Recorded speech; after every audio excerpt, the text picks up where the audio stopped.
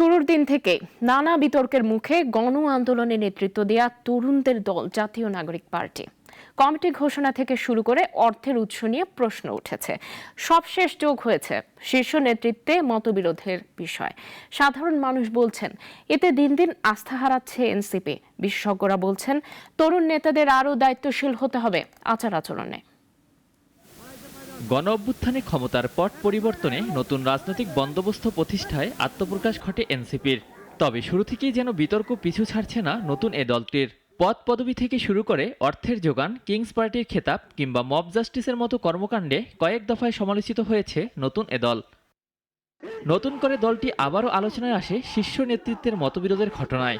বাংলাদেশ সেনাবাহিনীকে নিয়ে সামাজিক যোগাযোগ মাধ্যম ফেসবুকে দ্বিমুখী লড়াইয়ে নামেন দুই সংগঠক। এমনকি এ ঘটনায় সত্য মিথ্যার দোলাচলে পড়ে যান তরুণ এ নেতারা। জনগণের আস্থা অর্জন করে রাজনীতিতে নাম লেখা এনসিপি বিতর্কিত নানা কর্মকাণ্ডে সাধারণ মানুষের আস্থা হারাচ্ছেন। একই ঘটনাকে তিনজন তিন রকম ইন্টারপ্রেট করছে। কাজে এই সাধারণ মানুষ হিসেবে এগুলো নাগরিক পার্টির প্রতি আমাদের এক রকমের আস্থার জায়গা আছে হচ্ছে এইটা যে তারা নতুন দল, তাদের নেতৃত্বে যারা আছেন তাদেরকে আমরা দেখেছি জুলাই আন্দোলনে। কাজে এরকম স্ববিরোধী কথাবার্তা বলে আসলে তারা আসলে নিজেদের বিশ্বাসের জায়গাটাকে খানিকটা হালকা করে ফেলছেন। হাসনাতরা ভিন্ন মেরু থেকে পরিচালিত এবং সেইখান থেকে বাংলাদেশ একটা বিশৃঙ্খল পরিস্থিতি তৈরি করে ভিন্ন জায়গায় পরিণত করার জন্য আসলে তারা রাজনীতিটা করছে। তাদের নিজেদের মধ্যেও কোনো মিল পাওয়া যাচ্ছে না।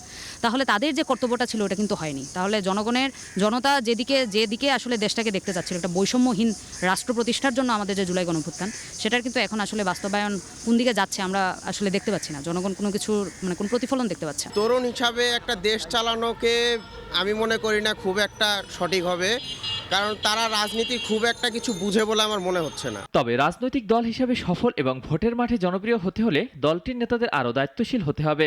সেই সাথে ঘোচাতে হবে তৃণমূলের বিভাজন, বলছেন এই রাজনৈতিক বিশেষজ্ঞ।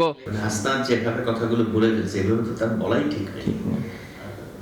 ঠিক হয়নি। হয়তো ওইটাকে ডিফেন্ড করতে গিয়ে সার্জিস আবার যেভাবে কথাগুলো বলছে এতে হয়ে গেছে দুইয়ের বিরাট একটা তালগোল পাকিয়ে গেছে তাদের মধ্যে। মানে রাজনৈতিক ভাবে অনভিজ্ঞতা, ম্যাচুরিটির অভাব, পরিপক্কতা, তাই না? ধরেন আপনি আমাকে একটা প্রশ্নের উত্তর দেবেন কিনা যে সার্জিস এবং হাসনাত তারা যে আর্মির চিফের সাথে দেখা করতে গেল, মানে এটা কি কোনো সিদ্ধান্ত ছিল এনসিপি বা পার্টি থেকে তাকে দায়িত্ব দেওয়া হয়েছে? তারা ব্যক্তিগতভাবে গেছে, এটা কিভাবে হয়? রাজনৈতিক বিভাজন, অন্তকন্দল আর অবিশ্বাস এনসিপিকে রাজনৈতিক দল হিসেবে সফল হতে অনেকটা পিছিয়ে দিবে বলে মন্তব্য করেন রাজনৈতিক বিশেষজ্ঞরা। সিরিয়াস হওয়া দরকার বলে আমি মনে করি। অলিউল রনি, নাগরিক, ঢাকা। ওয়ালটন আবারও মিলিনিয়ার অফারে ওয়ালটন ফ্রিজ কিনে আপনিও হয়ে যেতে পারেন মিলিয়নিয়ার।